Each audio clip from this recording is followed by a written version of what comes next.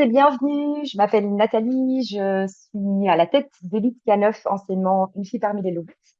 J'ai la chance ce soir de vous présenter, grâce à Evolution Canine, une petite conférence sur l'art du mindtraining et comment débuter la recherche de personnes. J'espère que vous êtes tous bien au chaud. Je ne sais pas de quel coin vous venez, mais en tout cas ici en Belgique, là où je me trouve actuellement, il fait assez froid, sûrement pas aussi froid que au Canada, mais en tout cas, on a quelques températures négatives. Donc, je suis bien heureuse d'être au chaud et j'espère que vous êtes bien au chaud aussi. Je vais directement démarrer par me présenter très brièvement. Donc, je suis tombée dans la marmite du monde canin en 2017-2018. J'ai lancé mon entreprise fin 2018. La raison pour laquelle je suis tombée dans le domaine canin, c'est grâce à cause ou grâce à ma chienne Cali, que vous voyez ici au milieu de l'écran.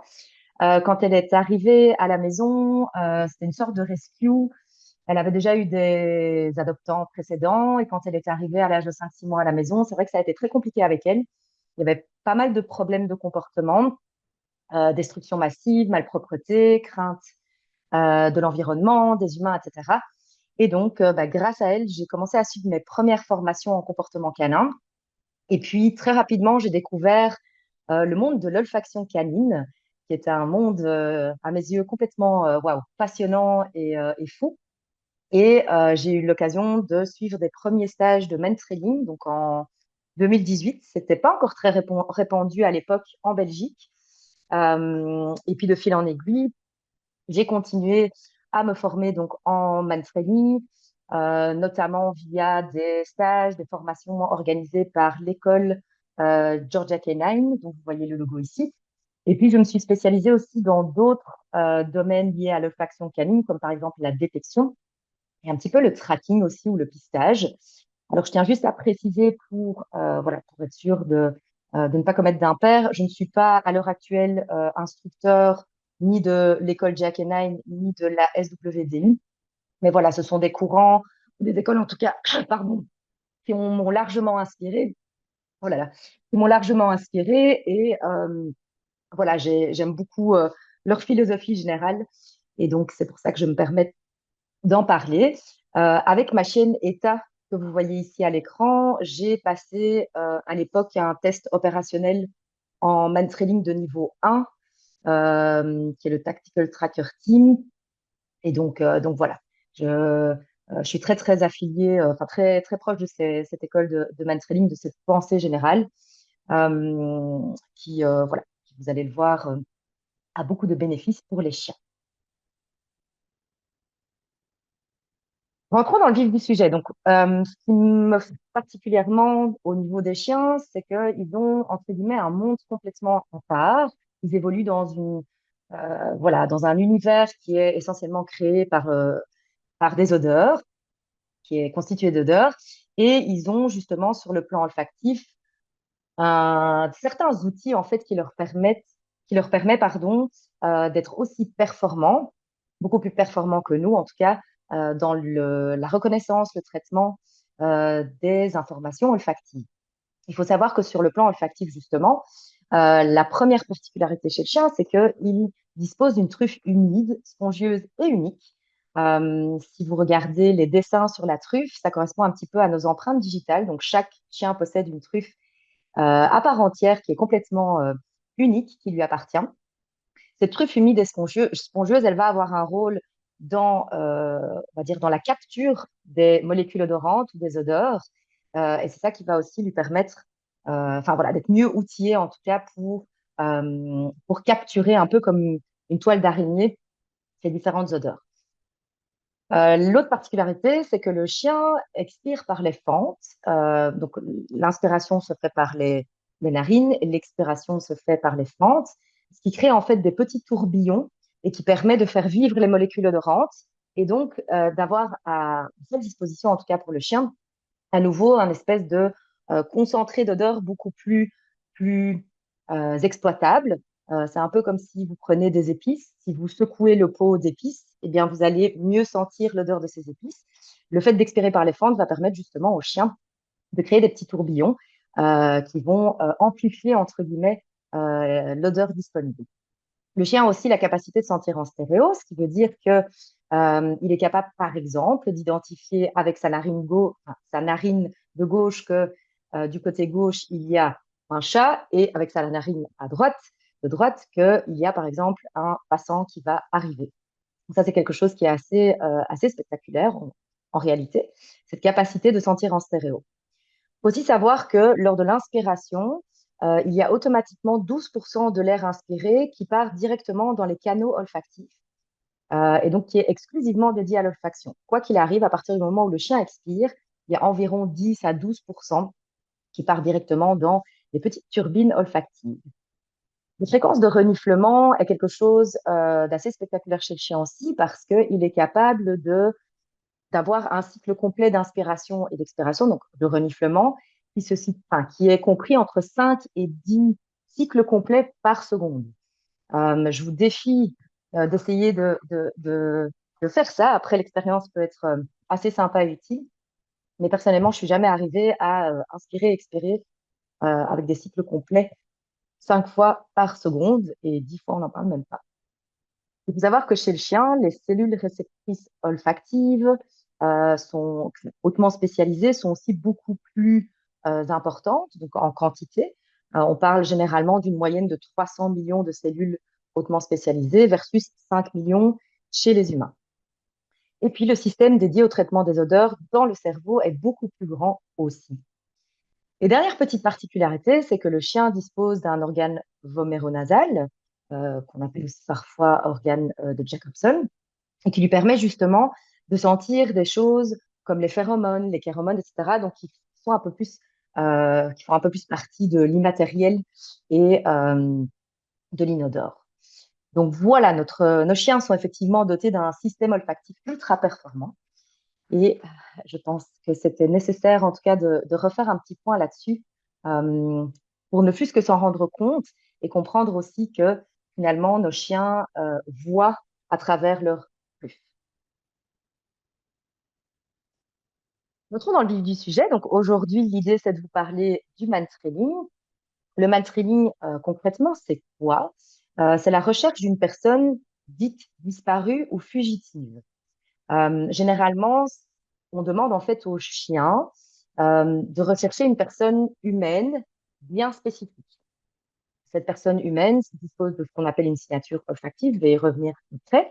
Mais c'est important de comprendre que on n'est pas dans la détection des humains en règle générale. On va vraiment demander à notre chien de suivre et de retrouver une personne bien spécifique, même si d'autres personnes sont présentes ou évoluent dans le même environnement.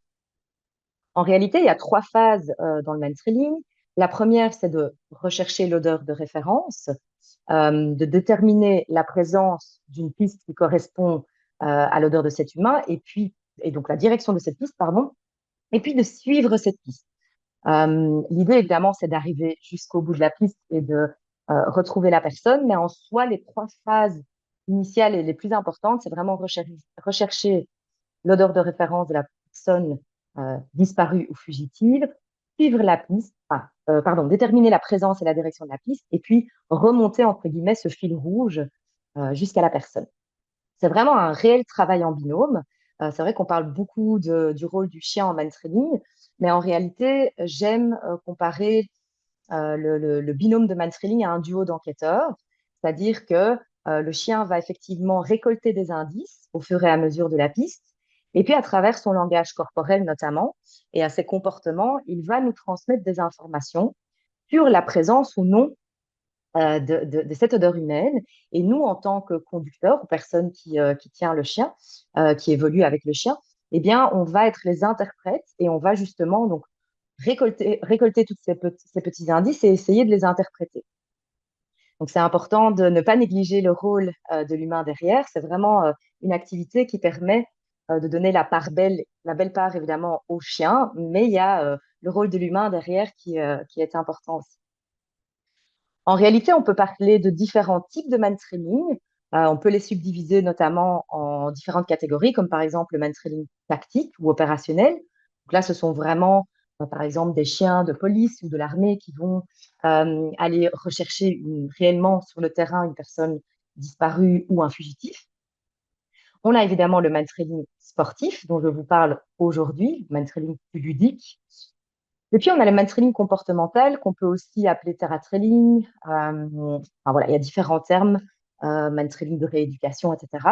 Ça, c'est vraiment une branche à part du mantrailing qui permet de mettre en place, par exemple, enfin, différents scénarios en fait pour réhabiliter ou aider certains chiens qui sont réactifs humains, qui sont réactifs congénères, qui font de la prédation ou qui ont d'autres soucis de comportement.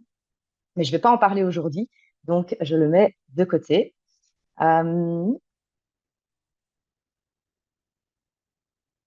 j'ai juste oublié de vous préciser, c'est assez important, de bien garder vos questions pour la fin de la conférence.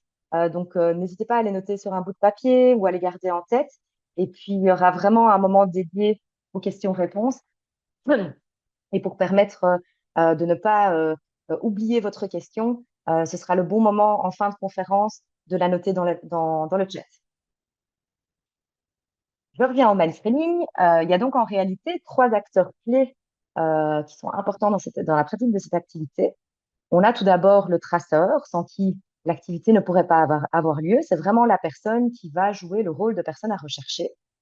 On peut aussi la nommer runner, track layer, victime, missing person, whisper, etc. Et puis, on a le binôme, donc comme deuxième acteur clé, le binôme de mantrailing en tant que tel. Il s'agit du conducteur humain et de son chien. Et puis, il y a ce qu'on appelle le chef de piste ou le coach, l'instructeur ou l'entraîneur de mantrailing, qui est un espèce de chef d'orchestre qui va venir justement construire les différentes pistes selon un certain plan de progression pour évoluer tout simplement dans la pratique, dans sa maison. C'est aussi évidemment le chef de piste qui est le garant de la sécurité et qui peut se faire aider par moment de ce qu'on appelle des flanqueurs, donc des personnes qui vont l'aider à garantir la sécurité ou à observer le chien euh, ou à en tout cas entraîner les différents binômes de mansplaining.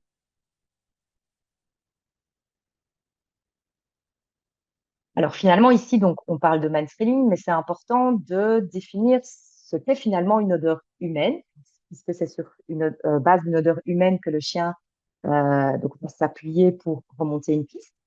En réalité, c'est très difficile pour nous en tant qu'humains de vraiment percevoir et définir ce que c'est, puisque nous avons tendance à évoluer, enfin à appréhender le monde avec nos yeux. Or, les odeurs ne sont pas visibles en tant que telles. Souvent, quand on parle d'une odeur humaine, on dit qu'elle compose en fait de composés organiques volatiles, notamment de squames de peau, de morceaux de cheveux, mais aussi de sécrétions un peu plus volatiles, la transpiration, les émanations gazeuses, etc. Chaque personne, chaque individu, chaque humain sur Terre possède ce qu'on appelle une signature olfactive unique qui va varier en fonction des différences génétiques, biologiques et ethniques, du microbiome, de ce qu'on mange, de l'activité bactérienne qu'on a euh, en nous et sur notre peau, de la sécrétion de nos glandes, de notre régime alimentaire, mais aussi de certains éléments de l'environnement. Donc, par exemple, le type de déodorant qu'on utilise, les parfums, les détergents qu'on utilise aussi dans notre quotidien. Et puis aussi, par exemple, les médicaments, l'état de santé général et aussi nos émotions. Cette liste n'est pas exhaustive, mais en tout cas, elle est intéressante à noter puisque cette signature olfactive, elle va vraiment dépendre de ces différents facteurs et chaque personne sur Terre va avoir sa propre signature olfactive. C'est ça qui va permettre finalement aux chiens de mantrailing de justement se focaliser sur une piste avec une odeur bien spécifique et de la remonter. Petite précision, quand on parle de manspreading, on parle d'une activité qui consiste pour le chien à suivre une odeur humaine d'une personne vivante. Tout ce qui est détection de cadavres ou de personnes qui sont décédées ou enterrées ou qui voilà ne fait pas partie du manspreading parce que donc le manspreading se concentre exclusivement sur une personne vivante.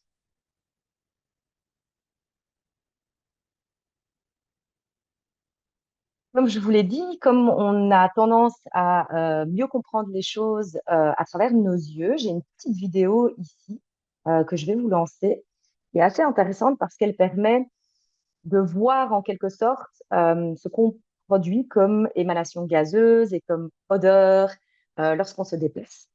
Donc ici, on voit un homme passer et on voit tous ces tourbillons comme de la fumée ou une espèce de poussière qui le suit. Et donc, vous voyez déjà sur cette vidéo que c'est pas du tout, enfin, que les molécules odorantes ont un comportement très instable qui va en fait beaucoup dépendre de l'environnement, de l'air qui est instable par défaut aussi, du vent, des différents obstacles, du dénivelé, etc. Ça, c'est déjà important de le noter. C'est que l'odeur humaine va être soumise aux conditions ou à l'environnement dans lequel elle est déposée. Je remets encore une petite fois.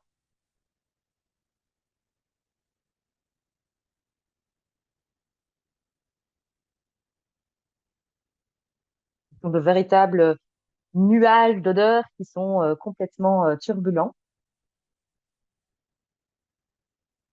et à travers lesquels le chien va devoir se dépatouiller.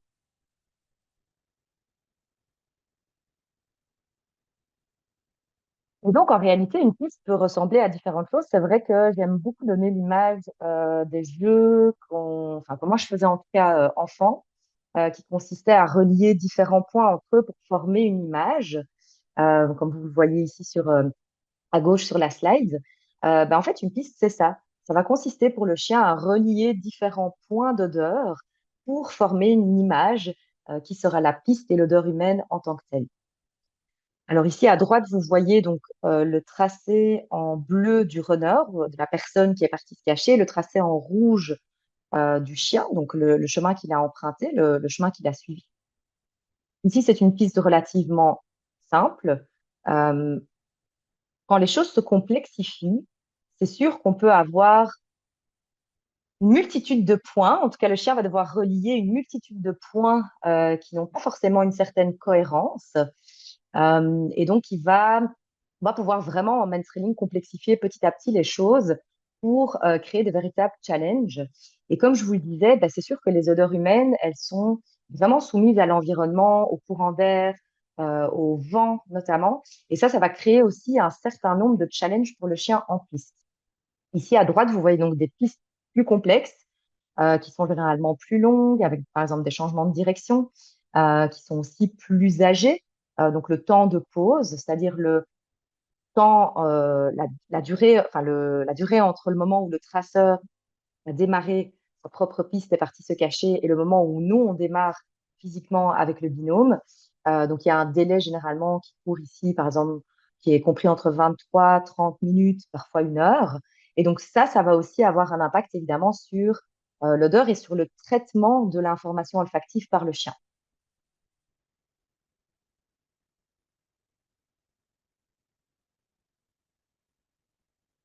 Donc faire du mentoring peut vraiment parfois s'avérer être un véritable casse-tête olfactif pour le chien. Il faut se dire que chaque point d'odeur va euh, créer chez le chien, enfin, va imposer au chien, entre guillemets, de prendre une décision ou de faire un choix.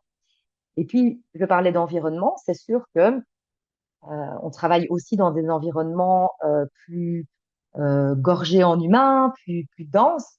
Ici, vous voyez une photo, par exemple, de différents individus humains et aussi des animaux qui sont passés euh, par le même endroit ou à proximité de la même piste. Et donc, la discrimination, c'est quelque chose aussi qui va vraiment créer un challenge pour le chien en piste, qui va le faire réfléchir, qui va augmenter sa concentration, augmenter évidemment ses prises de décision, mais qui va être un véritable casse-tête chinois parce que c'est toute une série de fils de couleurs que le chien va devoir dépatouiller pour essayer de continuer à suivre justement la couleur, la corde avec une couleur initiale.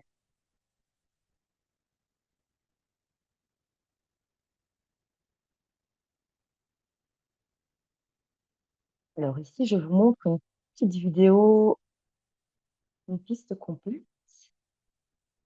Je veux bien se lancer.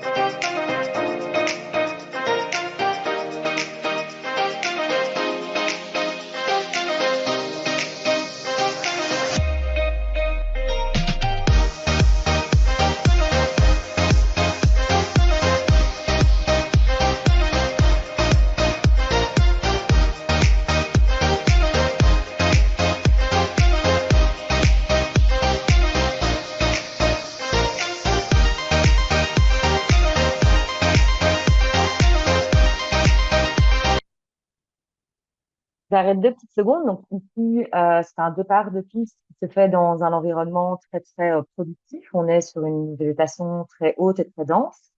Ceci dit, c'est un espace ouvert. Donc, pour nous, ça semble facile et évident, surtout vu du dessus, qu'il s'agit d'une première partie de piste en ligne droite. Mais pour le chien, il va vraiment à chaque fois jouer un espèce de jeu du chaud-froid.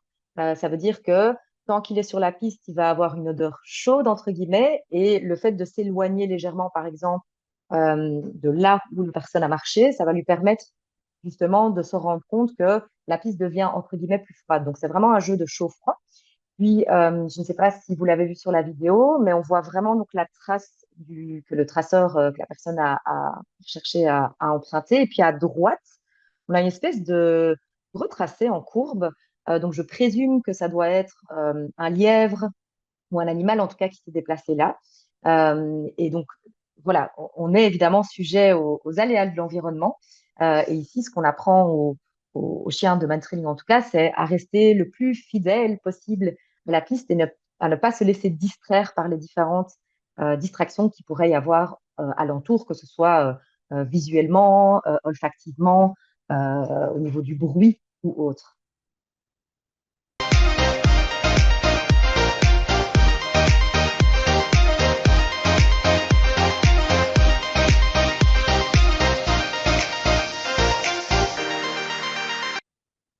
Si on a eu un premier changement de direction, avec un terrain qui sur la droite est un petit peu plus en hauteur, entre guillemets. C'est ça que le chien fait un petit demi-tour à un moment donné pour justement venir faire un très rapide scan et reprendre sa piste et continuer sa piste.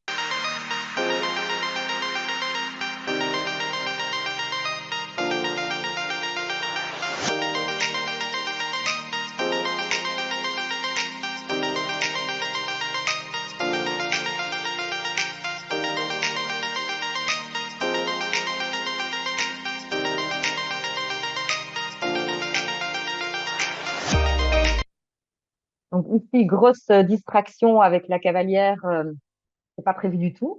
Effectivement, grosse distraction, cavalière à cheval qui passe. Et puis on a aussi donc un changement de surface ici entre les deux parties de champ, où on passe sur un terrain beaucoup plus sec, qui est plutôt formé de gravier. Donc ça va avoir une incidence sur la manière dont se comporte l'odeur humaine aussi.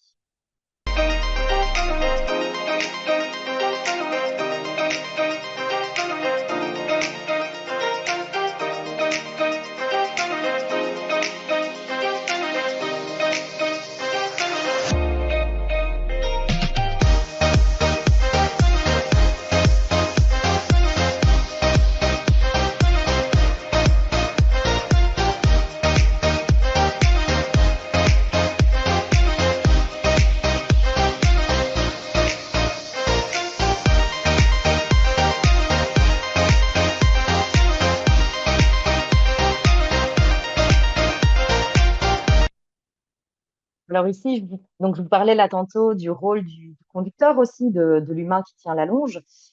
Ici, en fait, à partir du moment où on a passé l'espèce de chemin sur lequel la cavalière s'est engagée, on a le chien qui fait du manspreading qui commence à se comporter, enfin, à manifester un comportement qui est de plus en plus en arc de cercle. Donc on voit qu'il avance un peu, fait un espèce de cercle à 360 degrés, continue à avancer, refait un cercle à 360 degrés, etc. Donc ici, au niveau de la lecture du chien, on n'a plus réellement le même mode d'emploi qu'on a en début de piste. Et donc, à un moment donné, on a même le chien, je pense, qui revient vers son conducteur. Et je vous parlais de lecture là tout à l'heure de l'humain qui récolte, entre guillemets, les indices sur base des comportements que le chien manifeste en piste. Ici, on y est. Donc, ça fait un moment qu'on se dit, OK, il y a quelque chose qui a changé et probablement on est en train de s'éloigner de plus en plus de la piste, donc d'aller de plus en plus dans le froid, entre guillemets, de quitter les zones chaudes. Et donc, on prend ici la décision justement de ramener le chien légèrement en arrière. Et vous allez voir qu'il va reprendre sa piste et il va récupérer, entre guillemets, son mode d'emploi qu'il manifeste quand il est exactement vraiment à proximité immédiate de la trace.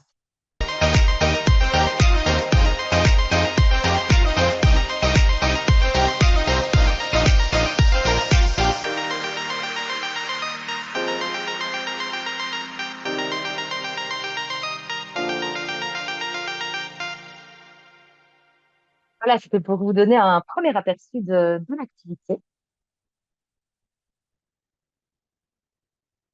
Alors, je reviens très brièvement sur certaines questions qui sont utiles et qu'on pose souvent. Donc, est-ce que tous les chiens sont capables de faire du manspreading, quelle que soit leur race, quel que soit leur âge, quels que soient leurs petits soucis du quotidien potentiels? La réponse est oui. Donc, c'est vraiment une activité qui est accessible à tout un chacun, que ce soit canin ou humain. Je dirais juste qu'il y a certains points d'attention ou aménagements à mettre en place pour, par exemple, les jeunes chiens, pardon, les chiots ou les chiens seniors qui peuvent souffrir soit voilà, de temps d'attente trop prolongé en voiture ou qui ont des problèmes ostéo-articulaires ou tout simplement les jeunes chiens ou les chiots qui ont une batterie d'autonomie entre guillemets réduite ou un temps de concentration différent. Ça veut juste dire qu'au niveau des aménagements, ben, on va évidemment agencer la session de telle sorte que on n'épuise pas les chiens, mais qu'on reste évidemment conscient de leur bien-être et qu'on mette enfin, que les choses sont mises en place pour que ce soit vraiment bénéfique pour tout un chacun. Évidemment, les chiens qui ont des problèmes physiques, organiques ou qui souffrent de certaines maladies, ça vaut toujours le coup, évidemment, de faire un check-up véto et ostéo. De manière générale, de toute façon, avant toute pratique sportive avec son chien, je recommande vivement de passer par le vétérinaire, mais aussi par un ostéopathe canin. Et puis évidemment, certains chiens voilà, qui ont des difficultés comportementales, qui peuvent être peut-être plus sensibles, réactifs, plus anxieux, de nouveau, il va falloir aménager la séance, par exemple, en choisissant rigoureusement l'environnement dans lequel on va pratiquer cette activité, en demandant éventuellement de l'aide aux flanqueurs pour venir gérer l'environnement s'il y a trop de distractions ou de stimulation. Voilà, ça c'est juste des points d'attention. Donc en soi, l'activité elle est vraiment ouverte à tout chien. Je n'ai pas encore eu de chien, enfin de binôme en tout cas à qui j'ai dit voilà, cette activité n'est pas faite pour votre chien ou pour vous. On trouve toujours des solutions. Le plus important, c'est vraiment de personnaliser à l'individu canin et à l'individu humain qu'on a face à nous. Le main-training peut se pratiquer dans différents environnements, évidemment dans des environnements type forêt, bois, champs, comme vous avez pu voir sur la vidéo, mais on peut aussi le pratiquer dans des environnements plus urbains ou plus industriels et par toutes les météos et par tous les temps. Euh, je dirais juste attention évidemment quand il fait trop froid, quand il fait trop chaud, à nouveau, il vaut mieux, enfin, c'est important d'aménager les choses de telle sorte que votre chien n'ait pas un coup de chaleur ou ne soit pas en hypothermie. Ça, c'est vraiment important. Mais en soi, ça peut vraiment se pratiquer chaque saison et dans tout type d'environnement. Récemment, on a été faire, par exemple, un stage. J'ai donné un stage du côté, donc à Namur, qui est la ville la plus proche de là où j'habite, où il y avait donc un marché de Noël. C'était gorgé de monde, etc. Et on a fait vraiment de très chouettes choses avec les chiens. Donc voilà. Le plus important, évidemment, c'est d'y aller progressivement et selon un plan de progression qui est personnalisé. Alors, il y a différents avantages pour le chien à pratiquer cette activité. C'est sûr que le mantrailing, c'est un peu comme oui, c'est le fait de suivre une odeur. Donc, ça va pouvoir répondre à certains promoteurs ou comportements naturels du chien. Le simple fait de renifler, d'utiliser son flair, va évidemment permettre de subvenir à ce besoin naturel. C'est aussi une dépense mentale assez importante qui va justement permettre au chien de relever des challenges, de réfléchir, de discriminer. Donc ça, c'est quelque chose qui va le fatiguer. Puis, ben, ça va évidemment contribuer à son bien-être, sa résilience de manière générale, son agentivité. Il y a aussi évidemment un phénomène d'association positive de l'humain ou de l'odeur humaine, puisque en tout cas, on essaye de renforcer et de récompenser le chien avec quelque chose d'une juste valeur une fois en fin de piste. Et puis, c'est quelque chose qui va évidemment renforcer la complicité mutuelle. C'est vrai que je vois beaucoup d'humains qui sont épatés par les capacités olfactives de leur chien Euh, et parfois, pour voilà, voir son chien dans ce contexte-là, c'est sûr que ça va vraiment augmenter cette compréhension mutuelle et cette complicité. Le man-training peut aussi avoir des avantages pour les chiens adolescents ou les chiens plus actifs ou hyperactifs, donc notamment pour les raisons que je viens d'énoncer, c'est-à-dire dépenses mentales importantes, satisfaction des besoins d'activité et généraux, satisfaction des comportements naturels. Et puis, on va aussi apprendre, essayer d'apprendre en tout cas aux chiens peut-être un peu plus hyperactifs ou actifs, à gérer son énergie, à se concentrer sur une tâche et à développer une forme d'autocontrôle par rapport à d'autres distractions ou d'autres tâches que le chien aimerait peut-être faire à ce moment-là. Pour le chien craintif et réactif, il y a évidemment des avantages à cette activité aussi, puisque on va progressivement progressivement et en douceur en tout cas, augmenter sa confiance, sa prise de décision, sa prise d'initiative et son autonomie. Ça va aller de pair avec une meilleure gestion des émotions, euh, un focus renforcé, une sorte de reprise du contrôle par rapport à l'environnement. On peut aussi évidemment faire de la désensibilisation un peu plus en mainstream comportemental. Et puis c'est quelque chose, on essaye vraiment, et ça c'est valable pour toutes les catégories de chiens entre guillemets, euh, de manière générale, ce qu'on veut par-dessus tout, pardon, c'est que le chien et son humain prennent du plaisir et que ce soit fun. C'est aussi évidemment adapté aux chiots et aux seniors, comme je l'ai évoqué là tout à l'heure. C'est une forme de stimulation mentale, par exemple pour des chiens plus âgés, ou ça peut faire office de socialisation assez douce pour les chiots.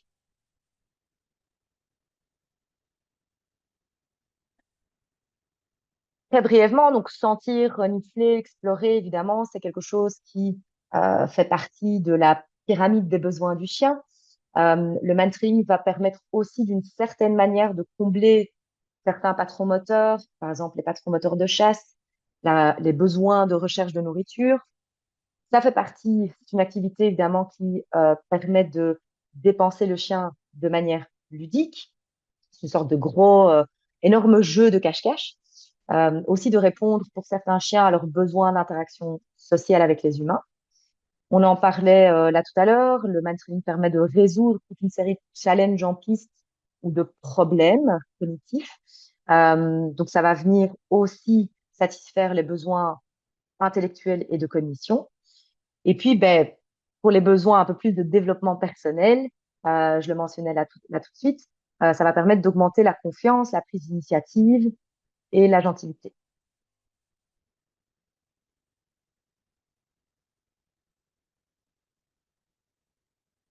Par rapport aux chiens qui pourraient manifester certains comportements de casse, ben, c'est sûr que il y a certains petits exercices en fait qu'on peut mettre en place au niveau du mind training pour répondre à certains comportements qui sont apparentés qui se retrouvent en tout cas dans la séquence de la chasse.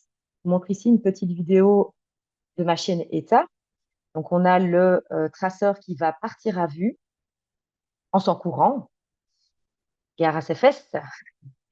Et à un moment donné, je vais lâcher ma chienne, elle va pouvoir justement poursuivre cette personne, un peu comme une traque à vue. Et à partir du moment où elle va rejoindre la personne, elle va être récompensée, dans son cas, avec de la nourriture. Ça peut être évidemment un jouet sans souci. Même chose ici pour le chien que vous voyez sur la vidéo.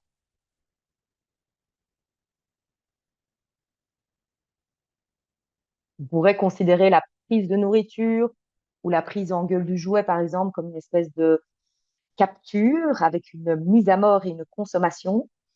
Je l'ai toujours pas fait, mais je l'envisage de plus en plus avec une de mes deux chiennes, Kali, la chien loup, de vraiment donner au chasseur en fin de piste une espèce de poulet, carcasse de poulet entier, pour qu'elle puisse, voilà, entre guillemets, saisir cette carcasse, la mettre à mort et la consommer pour son plus grand plaisir.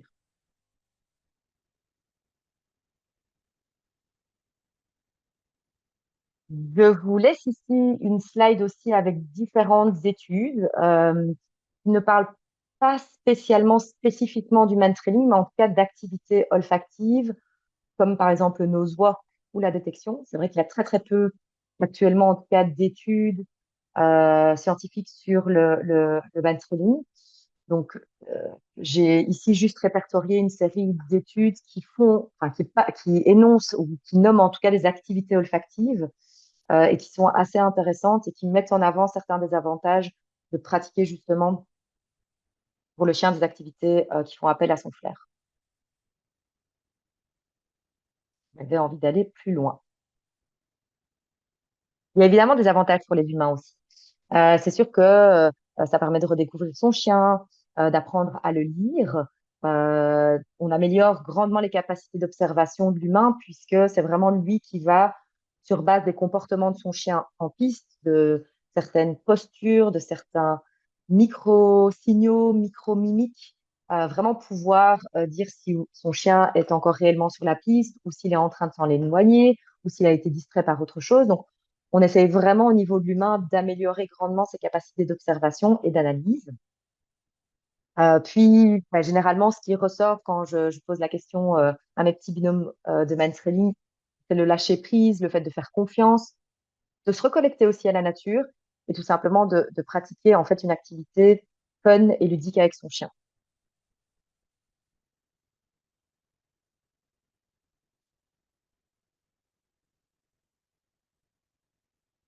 Ici, je voulais juste clôturer voilà, en vous disant les trois grandes fondations que je mets en place, en tout cas, quand on initie un chien et son humain au mantrailing. La première chose qu'on va vraiment tenter de faire, c'est de développer un maximum la motivation du chien à vouloir s'engager dans cette activité et à vouloir, entre guillemets, retrouver à tout prix l'humain. Donc, euh, dans un instant, je vais vous montrer le type d'exercice qu'on met en place et que vous pourrez, si vous le souhaitez, euh, refaire de votre côté.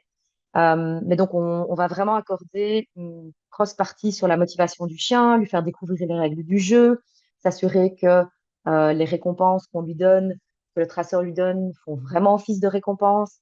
Et on essaye de, si vous voulez, on démarre des pistes, si possible, en libre, mais bon, c'est pas forcément nécessaire, mais si possible en libre.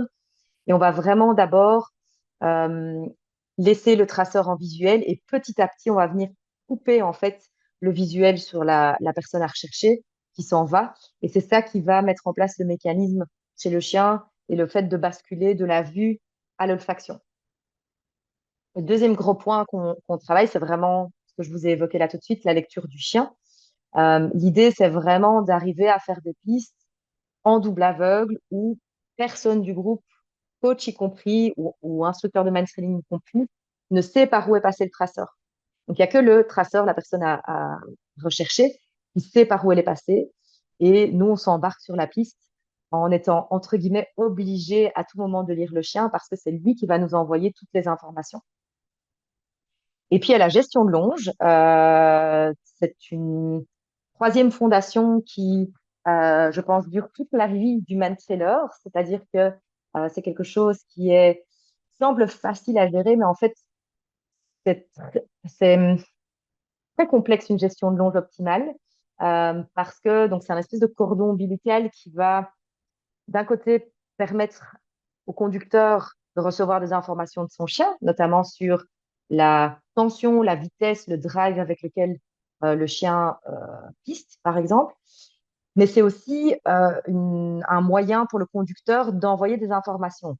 Maintenant, les informations envoyées parfois par le conducteur à travers cette longe, très souvent en tout cas, vont pouvoir être erronées. Ici, dans la pratique du man-trailing telle que j'aime bien la transmettre, c'est vraiment, on va faire en sorte que ce soit majoritairement les informations du chien qui vont arriver via cette longe au conducteur et on va essayer de créer le moins de pression ou de lead pressure sur la longe et d'envoyer le moins d'informations possible au chien parce que souvent quand on fait ça, on bascule dans notre raisonnement ou notre compréhension du monde d'humain alors que ici, on est vraiment dans une activité qui fait la part belle aux odeurs. Et donc, voilà, on essaye en tout cas de développer une gestion de longe de telle sorte qu'il n'y ait pas de guidage, je vais le dire comme ça, mais que ce soit vraiment le chien qui travaille de manière indépendante.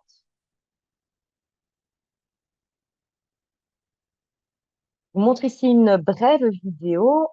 Donc, ça s'appelle le Fire Trail, en fait, c'est, on va dire, l'exercice type pour démarrer un chien en mantrailing, qui peut être adapté évidemment en fonction de l'individu. Je vous montre en quoi ça consiste.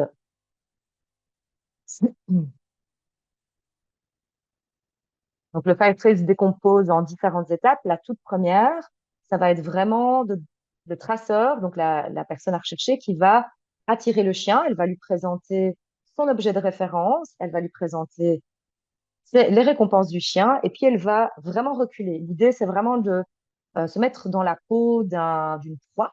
L'idée, c'est que le traceur soit vraiment comme euh, un petit lièvre ou un joli écureuil. Euh, c'est vrai qu'une proie ne va pas continuer à aller vers son prédateur. Généralement, elle va directement reculer ou prendre la fuite. Et donc, c'est ça qu'on essaye de recréer avec l'humain.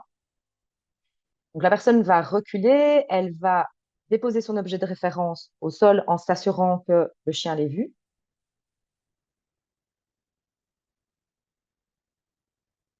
Ici, on retient le chien pour le moment.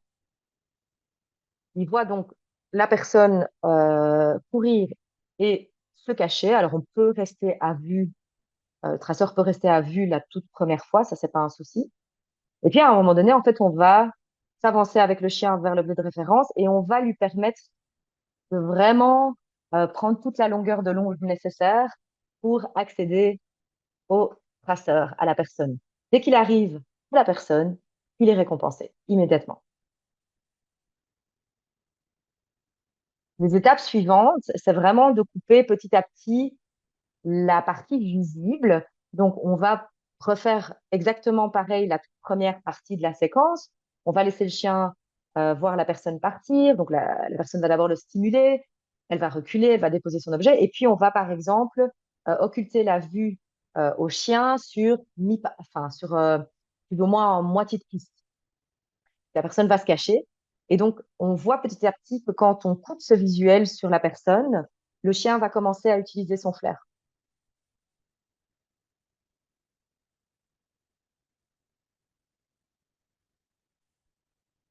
L'interaction avec le chien en fin de piste, elle est super importante.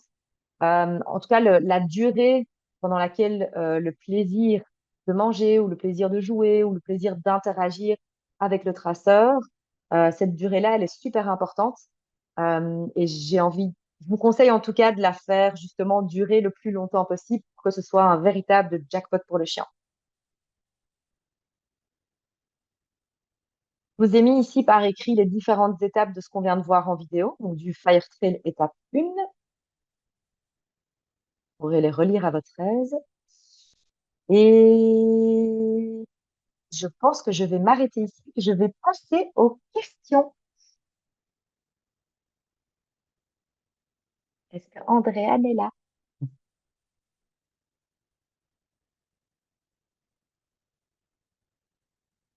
Alors, si vous souhaitez donc poser vos questions, vous pouvez y aller. Alors, je vais essayer de remonter un petit peu. Bon, je vois ici. Ok, je vois qu'il y a des personnes de Liège, de Suisse, des Ouai. Ok. Donc, la question, à partir de quel âge un chien commence cette formation? Euh, Honnêtement, on peut déjà commencer dès 2 à 3 mois d'âge. Au plus tôt on commence, entre guillemets, au plus tôt on va euh, mettre, entre guillemets, les règles du jeu dans le disque dur du chien. Donc ça peut être vraiment, il n'y a pas de restriction en tant que telle. Ce que je dis, il faut juste aménager la session de telle sorte que ce soit adapté pour un chiot d'un très jeune âge. Mais en tant que tel, on peut commencer dès tout petit.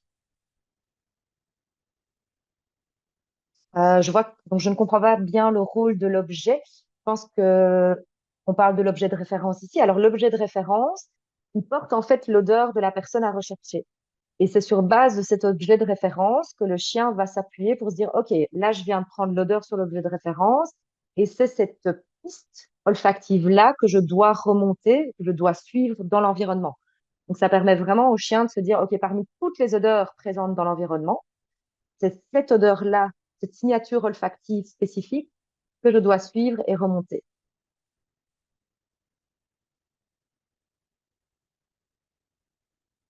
Je comprends pas très bien la question. Si on n'habite pas le Canada, peut-on participer à la formation s'il y a du présentiel? Peut-il y avoir des arrangements? Je veux bien plus de précision. Alors, que pensez-vous des départs sans objet en trace, point chaud au sol, puis ensuite recherche l'odeur avec objet dans sachet? J'ai appris comme ça, mais je on entend parler nulle part ailleurs. Alors, dans les, dans le type d'objet de référence, en fait, il y a différents types d'objets de référence qu'on peut utiliser. Le plus classique, c'est généralement des vêtements qui appartiennent à la personne à rechercher. Mais généralement, quand on débute l'activité avec un chien, on commence par des gros objets volumineux. Quelque chose qui est très visible pour le chien et qui sent très, très fort, entre guillemets, même si nous, on le sent pas. Donc, on demande à la personne de le garder sur elle quelques heures, éventuellement de dormir avec.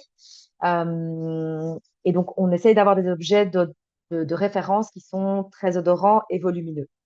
Puis par la suite, ça va être important dans la progression du binôme en training de commencer à varier les objets de référence et, par exemple, de travailler sur des matières d'objets de référence différentes, euh, de sortir aussi des objets de référence classiques et physiques, comme par exemple les vêtements, quelque chose qui est transportable, et par exemple de commencer à travailler avec des objets qui font partie de l'environnement. Donc, un des scénarios que j'aime bien mettre en place pour les types de départ, c'est par exemple demander au traceur de s'asseoir pendant 30 secondes à 10 minutes sur un banc et puis de se lever du banc et de partir et de tracer sa piste. Et donc, en tant que tel, le point chaud, entre guillemets, créé par la personne qui s'est assise, par le traceur qui s'est assis sur le banc, sert d'objet de référence. Donc, le banc et la partie de banc avec l'odeur de traceur devient l'objet de référence.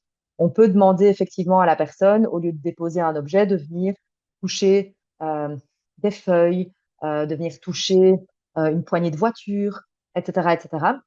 Donc vraiment, il faut effectivement à un moment donné varier les objets de référence, qu'ils soient physiques, qu'ils soient transportables, qu'ils soient immobiles. Euh, donc je pense que là, je réponds à la première partie de la question. Pour la prise d'odeur avec un objet dans un sachet, je suis moins fan personnellement. Ce que je peux voir dans certaines pratiques du mind trading, c'est le sachet qu'on vient présenter au chien ou dans certains cas, le sachet qu'on vient envelopper autour de la tête du chien. C'est vrai que personnellement, je trouve ça intrusif et je préfère apprendre au chien à venir prendre l'odeur comme il l'entend. Je pense que la sensibilité olfactive de la majorité des chiens est euh, assez importante et quand je vois la rapidité avec laquelle les chiens ils arrivent à l'objet de référence, ça dure une demi-seconde et ils sont déjà en train de rechercher la piste. Donc c'est vrai qu'ils ont une capacité à prendre l'odeur et à traiter cette information très très rapidement, beaucoup plus rapidement que nous. C'est vrai que si moi on me présente un parfum, je serais incapable, enfin, je vais devoir à mon avis sniffer le parfum pendant des heures pour éventuellement déceler un ingrédient majeur. Mais c'est vrai que au niveau des chiens, ça se passe excessivement vite. Et je constate qu'au plus, alors c'est mon avis et c'est ma pratique, mais au plus on va laisser le chien prendre l'odeur de manière naturelle, au plus sa motivation dès le départ de piste, à mon sens, va être augmentée. J'ai peur que pour certains chiens, le fait de venir imposer le sachet avec l'odeur de quelque manière que ce soit, euh, puisse à plus long terme en tout cas être vécu comme quelque chose de désagréable ou de pas très cool. Là, alors je descends. Ah.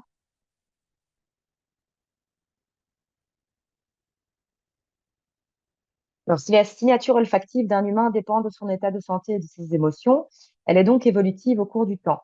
Le chien peut-il reconnaître l'odeur de son maître même si son état de santé change? Je pense qu'il va y avoir une majorité de composantes de la signature olfactive qui vont être assez stables, mais je pense qu'effectivement, il peut y avoir des variations au fil du temps. Après, je suis pas scientifique et je me suis pas vraiment penchée sur la question, donc tout ça est à prendre avec des pincettes. Mais je pense que oui, les émotions, l'état de santé va potentiellement significativement influencer l'odeur générale. Mais je pense qu'à côté de ça, il y a vraiment des composantes beaucoup plus stables, entre guillemets. Et donc, oui, je pense que le chien pourra reconnaître l'odeur de son maître, même si son état de santé change. Maintenant, j'ai déjà entendu voilà, des choses qui m'ont été rapportées. Donc, par exemple, des chiens qui ont commencé à avoir des comportements, par exemple, beaucoup plus d'aboiement vis-à-vis de leur propriétaire, etc., de leur humain. Et en fait, peu de temps après, la personne a appris, par exemple, qu'elle avait un cancer ou une autre maladie.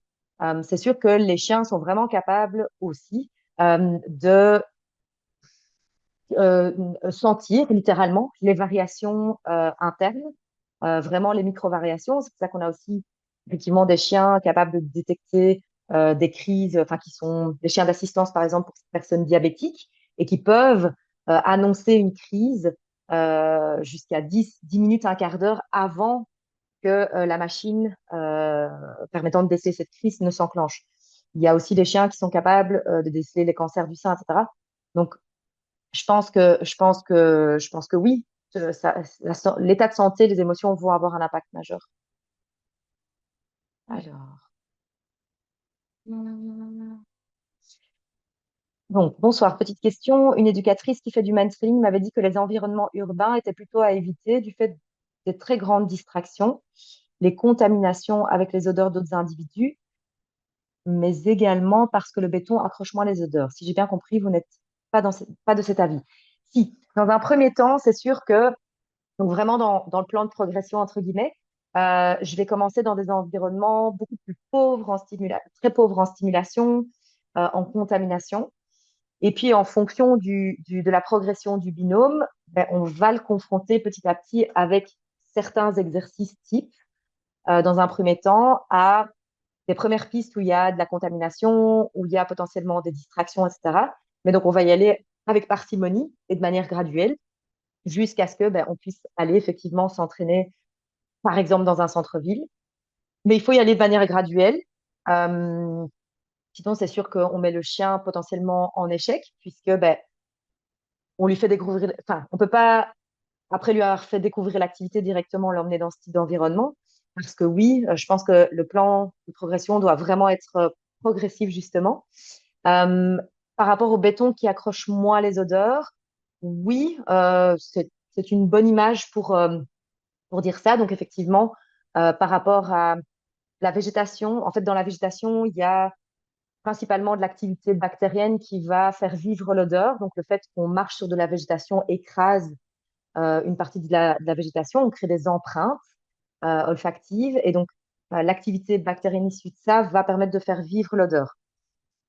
Sur le béton, c'est plus complexe que ça, puisque il n'y a pas de végétation. Donc oui, entre guillemets, sur béton ou sur surface grise, l'odeur s'accroche moins.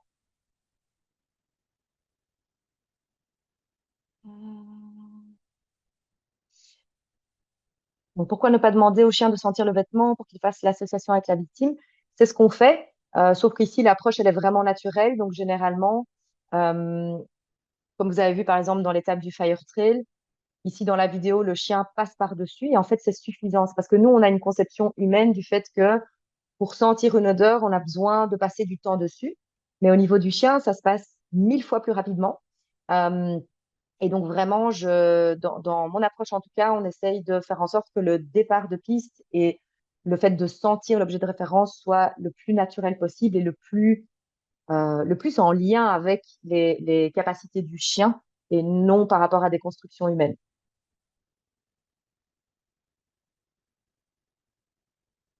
Est-ce que la recherche peut se faire sur un autre chien perdu au lieu d'un humain? Oui, ça existe. Alors, ça n'existe pas encore en Belgique, je pense, mais il y a des organismes, notamment en Angleterre. Et si on souhaite faire une formation, ça existe à distance. Ça, on pourra éventuellement en reparler pour les formations. Pour les formations, vous pouvez éventuellement m'envoyer des emails, enfin un email ou un petit message. J'ai eu l'occasion aussi de venir il y a 2 ans maintenant, je pense, donner une formation au Canada. Et donc, il y a plusieurs personnes au Canada qui ont réussi cette formation et qui sont capables aussi de vous donner des cours. Alors, pourquoi le traceur ne doit pas être un membre de la famille connu du chien? C'est vrai que alors, j'évite dans la mesure du possible d'utiliser quelqu'un qui fait partie enfin, qui habite sous le même toit ou qui est ou une personne en tout cas à laquelle le chien est fortement lié émotionnellement, parce que j'ai pu constater que ça pouvait réveiller, alors visuellement une motivation, mais en fait avec des émotions qui sont plus de l'ordre de la crainte de perdre son humain. Et donc, c'est sûr que ben, le mantrailing doit rester une partie de plaisir pour chacun et principalement pour le chien aussi.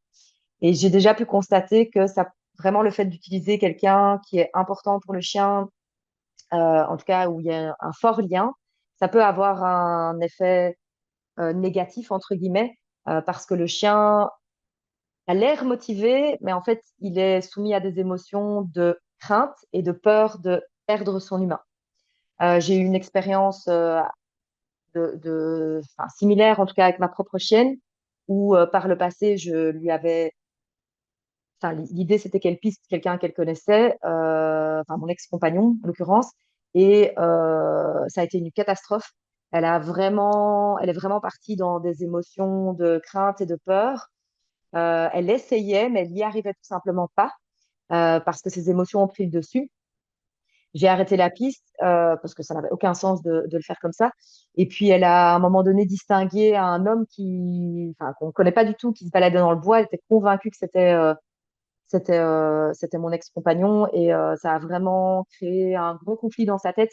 Donc voilà, je recommande pas forcément. Pour certains chiens, ça ira, mais je trouve que le risque peut, à mon sens, être trop grand.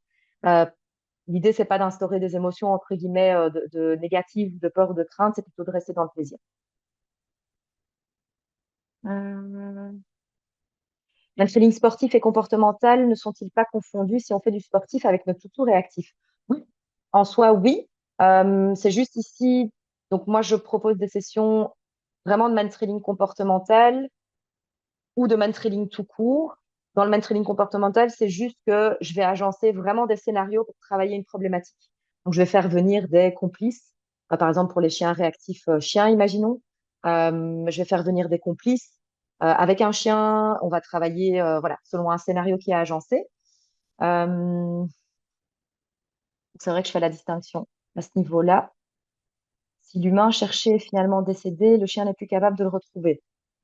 Alors si, je pense qu'il sera capable de le retrouver. La seule chose, c'est que si par exemple, voilà, une personne a été kidnappée, a été enterrée, enfin tuée et puis enterrée, que ça fait un certain, enfin je sais qu'il y a différents stades de décomposition aussi du corps.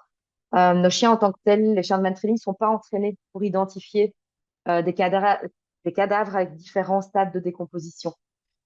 Je dis pas que le chien de Matrix sera pas capable de suivre la piste et puis d'arriver à la personne qui potentiellement peut-être est tombée dans un ravin et est décédée.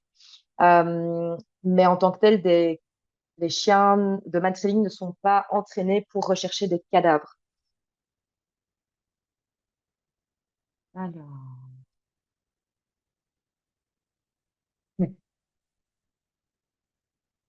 Avez-vous des tips pour gérer un chien qui tracte fort pendant les pistes? Oui, je pense que ça vaut le coup de lui mettre des challenges. Et puis, il y a tous des tips de gestion de longe, mais que je vais malheureusement pas avoir le temps de vous donner ici. Maintenant, si c'est vraiment une problématique euh, très difficile pour vous, vous pouvez toujours m'envoyer un message. Quelle est la race de votre chienne noire? C'est une Tinberg Shepherd. Par rapport à la question, est-ce que vous proposez des formations pour devenir instructeur? Oui, j'en propose effectivement. Vous pouvez toujours me contacter à ce sujet-là aussi. Et j'ai déjà été dans le sud de la France pour donner une formation si jamais. Les chiens seniors ont-ils une baisse d'olfaction comme cela se produit pour les autres sens? Les chiens peuvent-ils avoir une anosmie complète liée à l'âge ou à une maladie? Je pense que oui, mais je pense qu'il faudrait se rapprocher auprès d'un vétérinaire et je vais noter cette question-là pour pouvoir y répondre par la suite.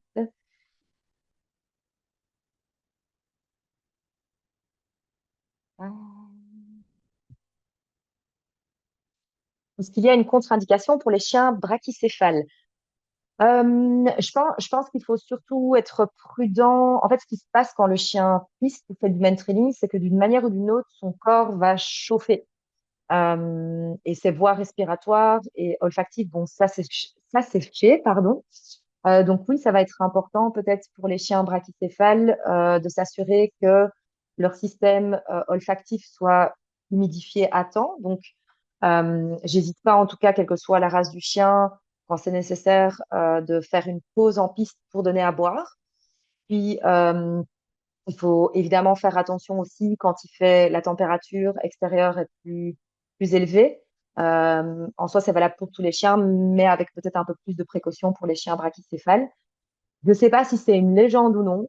Euh, j'ai toujours entendu, il faudrait que j'aille d'ailleurs investiguer aussi un peu plus loin, que les chiens brachycéphales, comme entre guillemets leur museau est plus court et que tout le système qui traite, enfin qui est relié au cerveau, qui traite les informations olfactives et qui les envoie dans le cerveau est plus proche, ils ont tendance à être saturés plus vite. Mais j'ai pas de source pour ça et d'expérience. J'ai déjà eu des carlins et je n'ai pas eu cette sensation-là. J'ai déjà eu un carlin notamment qui était un véritable malinois dans un corps de carlin. Donc c'est vrai que voilà, expérience de terrain, je n'ai pas ressenti ça. Maintenant, ça vaut toujours le coup d'être dans la précaution. Le training pour un chien prédateur ne renforce-t-il pas ce trait de comportement au quotidien? Ah, j'ai envie de dire oui et non. Non, dans le sens où, en tout cas, une neuroscientifique m'a fait part de ça, mais pareil, il faudrait que j'aille investiguer plus loin. Je pense que les circuits dans le cerveau qui sont activés par la prédation et par l'olfaction ne sont pas tout à fait similaires. Enfin, par le mainstream d'un côté et par la prédation. Maintenant, à confirmer. Et la deuxième chose, c'est que en tant que tel, le fait par exemple, en détection, le fait de confronter le chien à une odeur cible qu'il doit rechercher fait que il va se spécialiser, on va dire, dans la recherche de cette odeur. Euh, je pense que le man-training va pouvoir élargir, on va dire, les compétences d'olfaction et donc sentir, pister, etc. Maintenant, j'ai pas forcément de retour de mes binômes me disant mon chien, euh, mon chien prédate 1000 fois plus. Ce qu'il y a souvent, c'est que oui, parfois certains chiens vont prédater, mais en fait, ils prédataient déjà avant. Euh, donc, une grosse question. J'aimerais bien voilà, en faire une conférence. Donc, je vais clôturer cette question-là ici, malheureusement, parce que je n'ai pas encore assez d'outils pour y répondre. Euh, Quels sont les critères pour choisir un bon coach club de Mansfield? Moi, je dirais vraiment le fait que le coach personnalise et s'adapte au binôme, au chien et à l'humain. Euh, Selon mon approche, un coach qui, à un moment donné, fait des pistes en simple aveugle et puis en double aveugle, parce qu'à mon sens, c'est ça qui va permettre de vraiment valider les acquis. Le fait de faire des pistes où personne ne sait par où est passé le traceur. Et donc, il y a zéro risque d'influence euh, de la part du groupe, de la part du conducteur, de la part du coach. Chose qui peut vite être mise en place quand on connaît un tant soit peu la piste. Ah,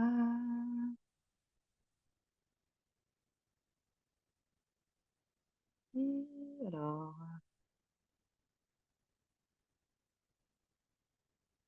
là, j'y ai déjà répondu. Alors, ok.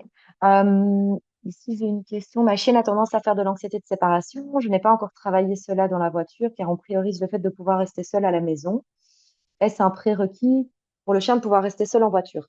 Euh, non, pas forcément. Donc, j'ai parfois effectivement des chiens qui ne savent pas rester seuls en voiture. Et alors, généralement, ce qu'on essaye de faire, c'est de nouveau d'agencer la séance de telle sorte que, par exemple, la personne va venir en début ou en fin de séance.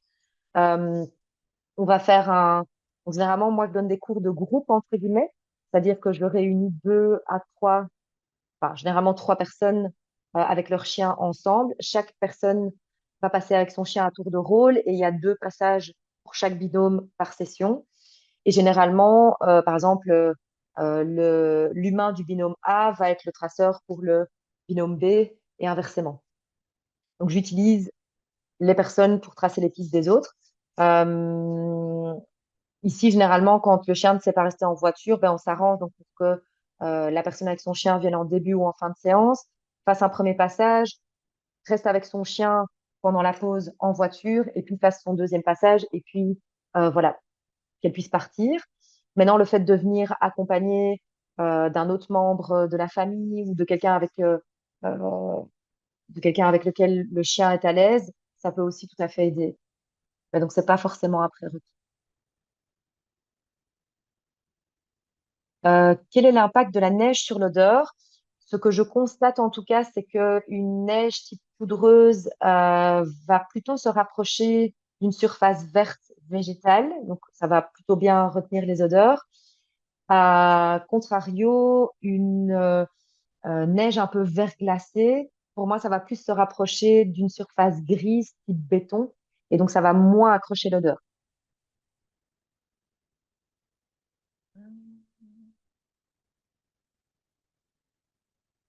Et du coup, si on met du délai, on utilise aussi l'objet de référence.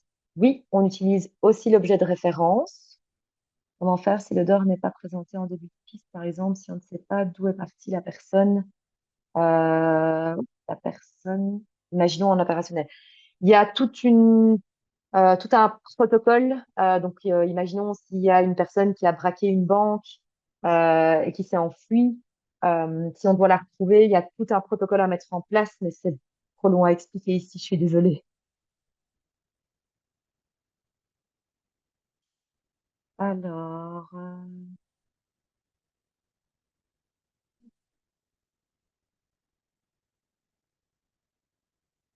oui, donc je vois ici, nous, on met un vêtement dans un pot qu'on ouvre avant de le déposer au début de piste. En fait, moi, je demande souvent, enfin, je demande en tout cas aux traceurs de mettre leurs objets de référence dans un contenant en métal ou dans un contenant en verre parce que c'est ce qui va permettre de préserver l'odeur. Donc, par exemple, si on dépose donc le bocal en verre avec l'objet de référence qui se trouve dedans, euh, couvercle fermé à un endroit du centre-ville, ça va éviter que les passants, les personnes qui passent à côté de cet objet viennent le contaminer avec leurs propres odeurs. Et effectivement, à ce moment-là, donc on le garde bien fermé et juste avant de démarrer la piste, donc, quand le chien se trouve à quelques mètres de là, quelqu'un vient l'ouvrir, un des membres du groupe vient l'ouvrir, et comme ça, le chien a accès à l'odeur la plus, un peu comme un effet de champagne, à l'odeur la plus neutre, enfin, neutre de la personne en question, sans contamination.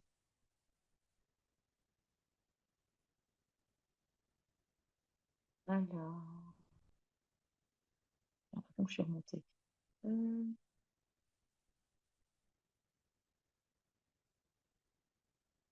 ok.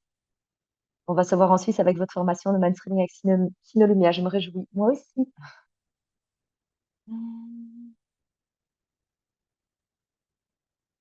Euh, combien de, dure- combien de temps dure une séance? C'est au prorata du nombre de personnes. Donc, si j'ai par exemple 2 personnes, la session va généralement durer 2 heures, euh, avec 2 passages par personne. S'il y a 3 personnes, ce sera plus ou moins 3 heures, avec toujours 2 passages. Voilà. Ma chienne a tendance à manger tout ce qu'elle trouve au sol. Est-ce que l'activité de manspreading va renforcer ce problème ou à l'inverse, va la détourner de ce comportement? Je pense que dans ce cas-là, ce serait intéressant justement d'agencer des scénarios. Donc déjà, dans un premier temps, de s'assurer que les premières séances se déroulent dans des lieux où elle n'a potentiellement pas l'occasion de manger des choses qui se trouvent au sol. Euh, et puis par contre, c'est vrai que euh, un des exercices qu'on a mis en place, par exemple, dans une des formations de man training que j'ai donné, c'est le fait que, à plus ou moins, dans un premier temps, à une distance de plus ou moins 10 mètres de l'objet de référence du départ de piste, se trouvait une boîte de pâté ouverte avec le vent qui était en notre faveur, donc ça venait vers nous. Et donc là, c'est vraiment contrôlé entre guillemets. L'idée, c'est d'essayer de utiliser dans ce cas-là, en tout cas la longe, euh, et de voir donc si le chien part sur la boîte de pâté qui se trouve à une certaine distance ou en direction de et qu'il n'y a pas de comportement de maître-ligne, on va pouvoir venir fermer délicatement les mains. L'idée, c'est pas de corriger complètement, mais en tout cas de venir, pas corriger, ça veut plutôt de venir freiner le chien. Et par contre, dès qu'il va prendre la décision d'aller sur la piste, là, on va le suivre tout de suite, on va le valider. Donc voilà, je sais pas si ça, enfin, je pense que ça pourrait être un exercice qu'on pourrait mettre en place. Euh, mais donc voilà, je ne pense, je pense que si on décortique les choses correctement, ça pourrait aider.